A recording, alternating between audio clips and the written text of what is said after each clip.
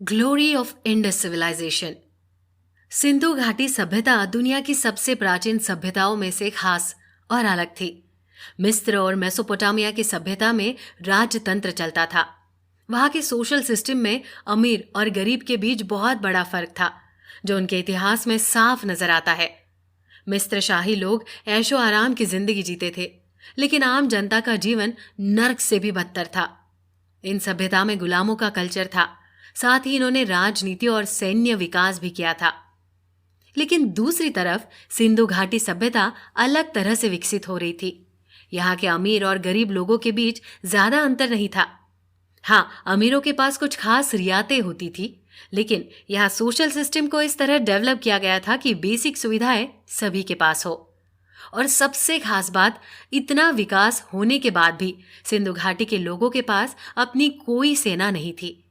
आत्मरक्षा के लिए वो छोटे मोटे हथियार अपने पास रखते थे, लेकिन शहर की सुरक्षा के लिए कोई बड़ी सेना नहीं थी, जिसकी वजह से कहीं ना कहीं इसकी सुरक्षा को खतरा तो था। वहीं सिंधु घाटी के शहर दूसरी सभ्यता की तरह अचानक विकसित नहीं हुए थे, बल्कि इन्हें बेड स्कीमेटिक तरीके से सालों की मेहनत के बाद तैयार किया था। जैसे वो शहर को तैयार करने से पहले जानते थे कि उन्हें घरों और सड़कों किस तरह तैयार करना है। इतनी प्लानिंग तो आज भी दुनिया के कई देशों में देखने को नहीं मिलती थी, जितनी प्लानिंग के साथ सिंधु घाटी के लोगों ने अपने शहरों को बनाया था।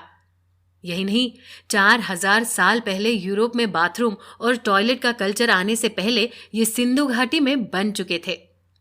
इन लोगों ने हजारों साल पहले धातुओं की पहचान कर उनसे चीजें बनाना शुरू कर दिया था। खोज में मिले नकली दांत बताते हैं कि ये मेडिकल के सेक्टर में भी काफी विकसित हो चुके थे। सामान को मापने तोलने के लिए इनके अलग अलग सिस्टम थे।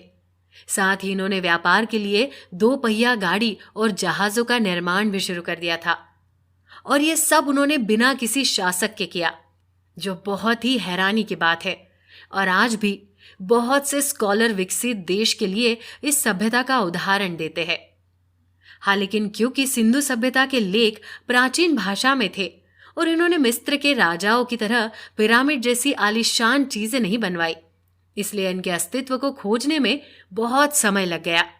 और आज भी इस सभ्यता के बारे में हम ज्यादा नहीं जान पाए हैं। और जो भी बातें जानते हैं वो खोज में मिली चीजों को देखकर लगाए गए अनुमान ही है। हाँ, लेकिन ये खोजें इतना जरूर साबित करती है कि भारत ने ही मॉडर्नाइजेशन की कहानी लिखी। और इसलिए प्राचीन भारत का ये इतिहास आज सिर्फ भारत की ही नहीं, पूरी दुनिया की विरासत बन चुका था। वैसे सिंधु घाटी सभ्यता के मॉडर्न लाइफस्टाइल और डेवलपमेंट पर आपके क्या थॉट्स है, आप हमें कमेंट करके जरूर बताइए। उम्मीद है आपको हमारे ये ओरिजिनल शो पसंद आया होगा। ऐसे और भी शो सुनने के लिए बने रहिए कुकू एफएम पर। कुकू एफएम, सुने जो मन चाहे।